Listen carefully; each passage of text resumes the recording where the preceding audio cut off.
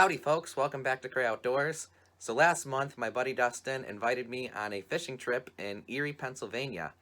Now I've been to Erie, Pennsylvania many times before. I grew up in Jamestown, New York, and Erie, PA is the nearest big city to Jamestown, New York, so I've been there a lot, just hanging out at the mall with my friends, shopping, going to the beach at Presque Isle, Waldemere, Splash Lagoon, that sort of thing. But I'd never been to Erie, PA specifically for fishing. I have been fishing when I was a kid at Presque Isle a couple times with my dad, but never anything too intensive. So this is really my first time ever going into Erie, PA specifically for the purpose of fishing. And specifically we're going after steelhead and panfish. So I remember that was an absolutely crazy week for me too, because I had a business trip in the Finger Lakes that week that I had just gotten back from. Unfortunately, I didn't get to do any fishing or filming that week in the Finger Lakes. It was a work-related thing. But I got back late Friday night, and my buddy Dustin wanted to be on the steelhead streams like at sunrise at 6 in the morning on Saturday. So I went and met him like Saturday morning at like 4 o'clock so we could drive out to Erie, get my Lake Erie stamp, and get our spot. Now, I have my Pennsylvania fishing license. I did not have my Lake Erie stamp. In order to fish for steelhead, fish Lake Erie and all the Lake Erie tributaries, you're supposed to have a Lake Erie stamp in Pennsylvania, and you guys know I try and really follow the laws and do everything legally. So we stopped at Walmart on the way, and it turns out that in Pennsylvania, for some stupid reason, like they can't process fishing license transactions, not even a stamp. It's not even a license that I needed, I just needed the stamp.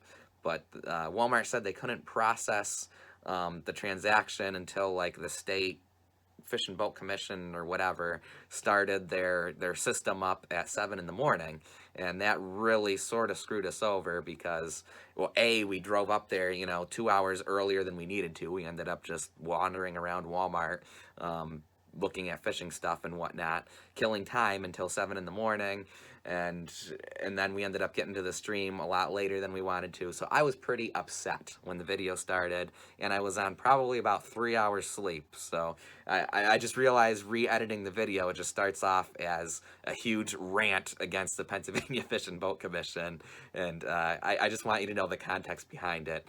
That's why I don't really think badly of them, but at the time, I think you can understand why I was a little bit perturbed. So that's why the video starts off like that. I hope you guys enjoy. I hope you enjoy the little rant, and I hope you guys enjoy the video, even though the fishing ended up being pretty slow that weekend. Alright, well, we are now heading in, getting here a little bit late. Pennsylvania is very stupid, and first of all, you have to buy these stupid stamps. It's not enough that you pay $55 for an out-of-state license. You have to get a trout stamp, which I had from fishing out in the National Forest and stuff, but you also need a Lake Erie stamp to fish Lake Erie and its tributaries, so I had to stop at Walmart to get that. And of course, in stupid Pennsylvania, you can't process any licenses till 7 in the morning, so we had to wait till 7 in the morning, past sunrise, to get my stupid Lake Erie stamp and get out here. And of course, they make you wear them like you're in freaking Nazi Germany or something. So yeah, Pennsylvania sucks, but here we are. We're at the creek, we're late, and the crowds beat us, but we'll see what we can catch, and hopefully we can weasel our way into one of the steelhead holes. Finally got one.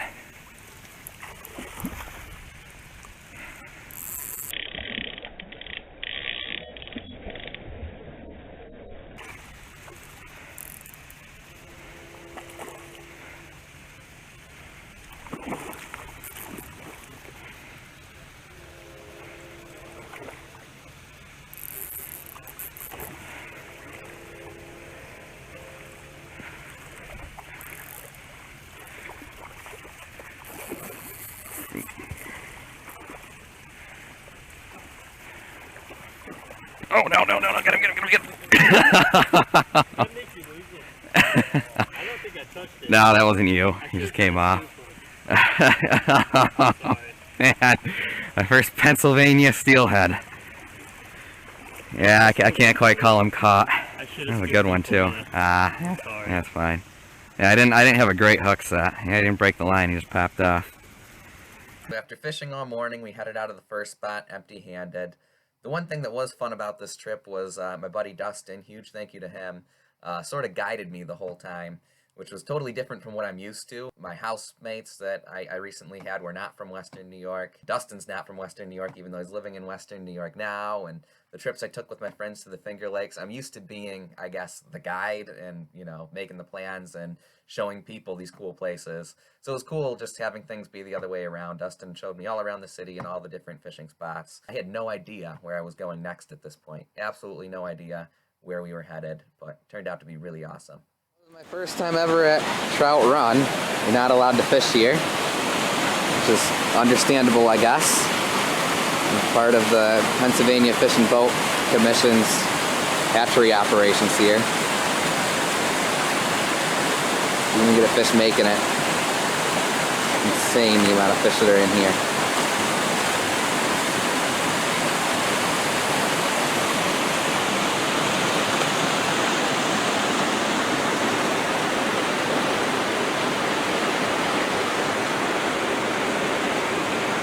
Well, fish as far as the eye can see. The minute I turn it off. Look it over there. I'll get one last shot of the trout here. There's a better view from up here now that the little platform here is open. I can't believe the sheer number of fish that are in there. It's even more than the salmon runs. It's crazy. We're now trying our luck at a little bit of surf fishing. Not something I do too often. Not something I've had a lot of success with on Lake Erie. But it is fun. Definitely a different experience.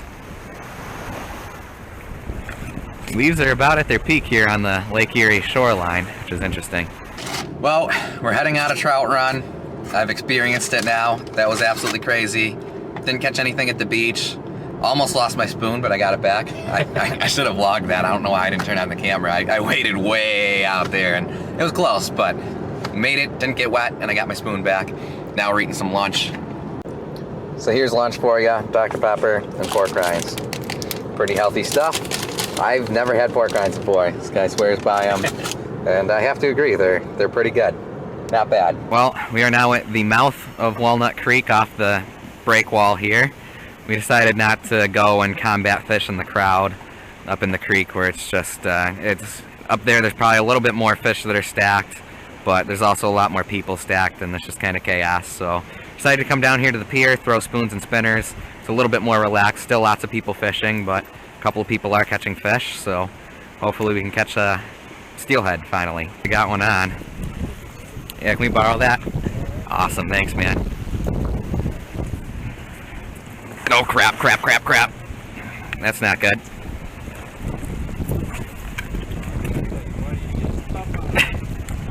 I cost him a fish earlier, it's alright. Just let the line out? Yeah. We're gonna get the fish. Nice. Alrighty. Whew. Nice, that's a nice one, man. Yeah, thank you. Sweet.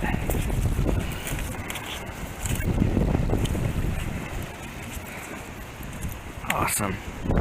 Thanks for the net, man. Nice work. Sweet. Get a measurement on that thing.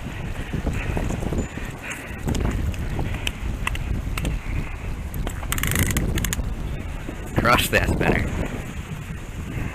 Yes, he did. That's it, 27. Way overestimated. 24 and a half.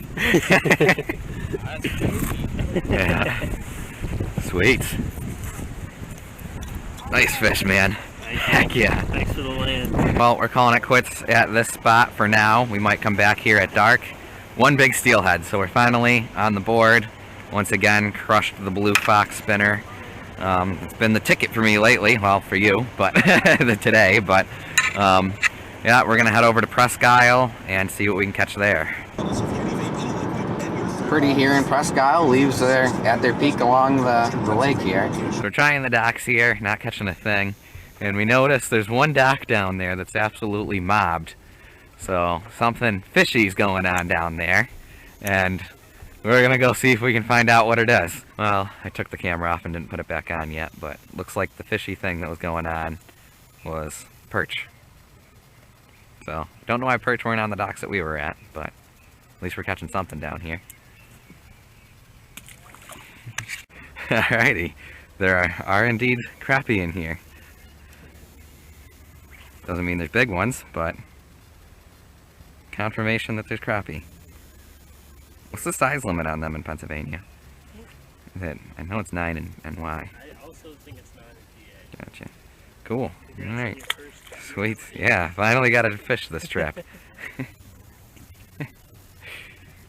Oh, got on. Is that the perch or bass? Because it's got this. Does it have the stripes? I can't tell. I can't tell. Yeah. I think it's the perch. I think it's a perch too. But another one for the variety. Nothing big yet. I think we've each missed some things that seem decent size. So Yeah. I'm gonna put on one more minnow. I've got the itch now. Another crappie. They're right, and they should be right in that first pocket. Alright, well, definitely lots of panfish in here, just not a lot of sizely ones. But we figured out the fishy thing that was going on. So now we're heading off to the next spot, see what we can catch there. Well, we're back at the Walnut breakwall here. Lots of people night fishing, but we decided to stop here on the way to where we're staying and give night fishing for Steelhead a quick shot. We're just gonna stay until we get cold, which will probably be in an hour or so, and see what we can catch. So far we're catching leaf trout. Well, we're calling it quits night fishing here. We're bugging out a little bit earlier than we wanted to because I came here to grab my cooler so I'd have something to sit on and maybe try the power bait, which is what people say they've been catching them on. And I realized my cooler is not in the vehicle, which means it's back at Presque Isle. And Presque Isle closes at dusk, so hopefully they let us back in there. I get my cooler back. This just adds to the interestingness of the evening, but I guess that's what happens when you go on these trips and have a messy car, and completely my fault, so yeah.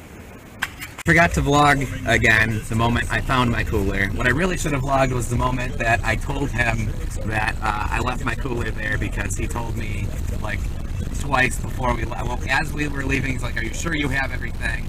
And before we left the boat dock, he's like, "Make sure you grab that cooler," because I could tell I was going to forget it, and I still forgot it. But anyway, we got the cooler. We're leaving the boat docks now. We're not supposed to be here after dark, so we're going to get out of here. Alright, so we are now at a place that this kid calls Fake Lake.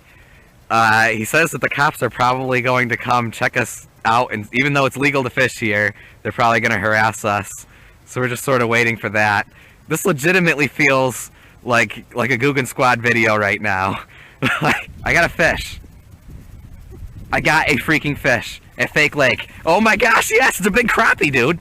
It's a huge crappie. It's a huge freaking crappie. Are you kidding me? At Fake Lake? Are you kidding me? That's eating size, dude. Holy crap. Holy crap. What? What? Folks, we are fishing in the middle of like a freaking, I'm not even going to say. This is crazy. I got a big crappie here. Look at this. This is my PB effing crappie, dude. This is my PB crappie. Oh, get a measuring tape. Get a freaking measuring tape. I'd say it's at least 12. 12 and a half looks You go ahead like. and do your official. Put it right where you want it. Yes, he's 12. Yep. 12 inches. That's still that's a good size crappie. I'm very happy with that. Are we gonna keep it or? Okay, we'll put him back. We'll put him back. In the Fake Lake. Put him back in the Fake Lake. There's not many. Did you know that there's crappie in here? Dude, it's all fake, man. That's not real crappie. This isn't a real crappie. Alright. Alrighty. Well, and the thing is, if people knew that you could catch crappie like this in here, other people would actually fish this stupid place. You know that, right? You do realize how many local people go crazy over stupid crappie. And here we are at this. Alright. Alrighty. Here we go. Release of the crappie. This is ridiculous. Hopefully he might need a little bit of reviving. Oh, there he goes. Oh my gosh. That was awesome. That's a Berkeley Gulp minnow. It's definitely a Berkeley Gulp minnow. I don't know how that ended up. Somehow a Berkeley Gulp minnow ended up with all of our, with our bait. So yeah, this is the rig we're doing. 3 minnows under a float. And in case you guys are curious what the rig is, at a pond that, yeah, Fake Lake. Got him. Got on another something decent. I think it's a bullhead, dude. I think it's a big bullhead. It's big. No, it's a big bullhead. It's a big bullhead. Yes, another species he didn't know was in here.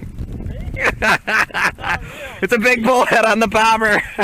Hooked right in the mouth too, so we can release him nice and quick and easy. It's a good sized bullhead too. It's another footer. Another freaking footer. This is turning into a good fishing video, man. We were fishing Presque Isle for all that time. We were fishing Presque Isle for big crappie and panfish, and then here we come to Fake Lake, and that's where we catch a 12-inch crappie and now a decent bullhead. Unbelievable. All right, release the Mr. Bullhead, not past size. It's easily a foot at least. Okay, that way, buddy. There you go. Cool. Alrighty, folks, throwing in the towel at Fake Lake. Thought it was going to be a crazy excellent night in the very beginning when we caught that big crappie on the very first cast, but things slowed down after that. Did get one bullhead, so I'm happy. So that was the end of day one. Now I'm sure some of you guys have some questions about the end there. What is Fake Lake? Where is Fake Lake? So Fake Lake is a landscape pond in the middle of the college that Dustin used to go to. This stupid little, it's not built for fishing, it's built as just, you know, to make the campus look prettier. It's a ridiculous place to fish. There's no rules against fishing there. Dustin says he used to fish there all the time, but the campus police would always come by and question him and his friends for fishing there because they're like, why are you fishing this stupid little pond? There's no fish in there. But apparently he did used to catch a lot of small bass in there.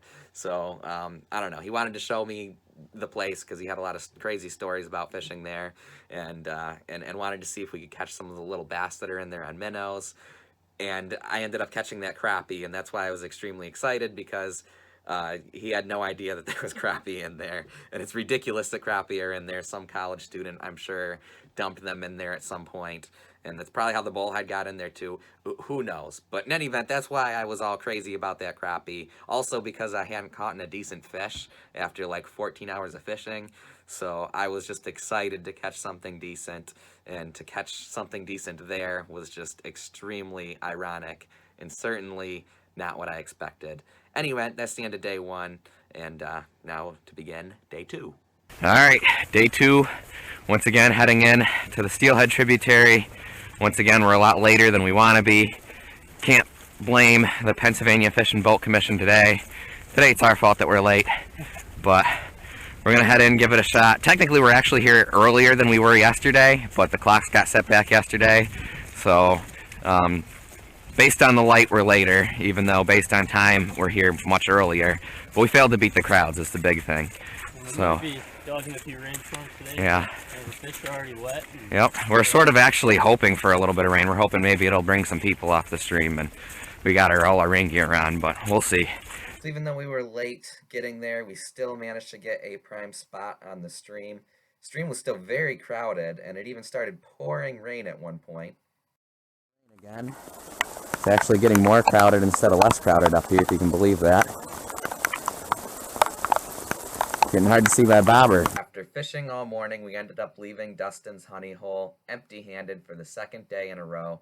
Things just didn't pan out for us at this spot this weekend. We decided to head down to the mouth of this creek and give that a try. We think we're taking a trail that we think goes to the mouth of this creek. We're not even exactly sure, but it's pretty down in here. Should be some good views anyway. Well, we found the lake, but we're going to go down the way that looks more logical than this way. Pretty here. Okay, we made it to our destination. It's a little bit less crowded out here, thanks to the walk. Yeah, lots of leaf trout. Sure, at the very least we can catch some of them. So fishing was just as slow down at the mouth, missed a few hits, but Dustin did end up catching one fish that ended up being the only fish of day number 2. We are finally on the board today with a fish. Yeah, that's an alewife, all right. Keep that thing, dude. That's the best steelhead bait. Yeah, if you don't throw them on, I will. If you don't throw them on, I will. That's the hatch. I know, exactly. Boom. That's exactly what we're trying to mimic here. Actually, you can throw that in there, too. That's the hatch. After a couple more hours of not catching anything, we finally decided to call it quits on this stream after not catching anything there all weekend, and we headed back to Walnut Creek. And Walnut Creek, as it turns out, was completely blown out from all the rain that we had had the night before, which makes sense why there's so many people at the smaller tributary that morning. Throwing in the towel. Completely shut out today. Oh, no, we got the alewife. Yeah. Forgot about the alewife. That's the only... Yeah, and I didn't even have a freaking hookup today. This was not my day. Conditions aren't good either. Yeah, that's steelhead fishing with Cray Outdoors. If you want to see people actually catch steelhead, subscribe to Bill and Mike or something. Not me. All right, well, fishing sucked today, but at least we get to explore Erie a little bit. We're heading up Bicentennial Tower. Free every first Sunday of the month. So, should be interesting. Should be a good view. Alright, we're heading up to the next section. Already a good view. Not even anywhere close to being to the top yet. Well, we finally made it up Bicentennial Tower. And that was kind of...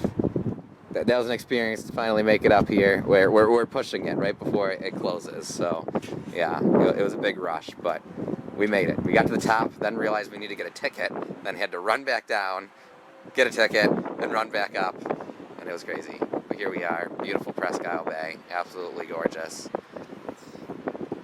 Definitely got to get out here ice fishing at some point. Looks awesome. I'll take you to the other side and show you the city of Erie. Here is the city of Erie, Pennsylvania. Absolutely beautiful city, tons to do, lots of nature centers and museums and just lots of neat stuff. We did do a little bit more sightseeing after Bicentennial Tower, but I did not film it. There's just so much to do in Erie. And of course, taxes are lower than Western New York, which is cool. Great for shopping, no closed tax.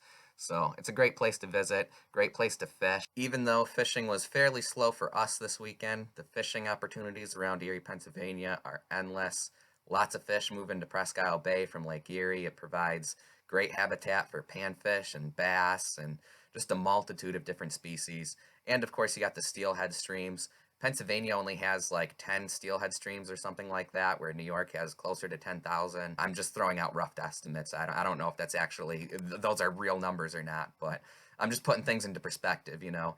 Pennsylvania Fish and Boat Commission has a lot less water to focus on in terms of steelhead management, so the Erie, PA streams tend to get a lot better fish runs than the streams in Western New York. Of course, with those better runs comes a lot more fishing pressure, but the streams are still beautiful. We had a great weekend, even though we didn't catch much. The ride back was pretty interesting. It got pretty crazy. Ended up in one of the worst severe thunderstorms I've ever driven through. Of course, my buddy was driving, but yeah, it got pretty intense. Well, we're on our way home from Erie. Show you what we're contending with. There's flash flood warnings, and this is crazy. We thought that the streams were blown out before.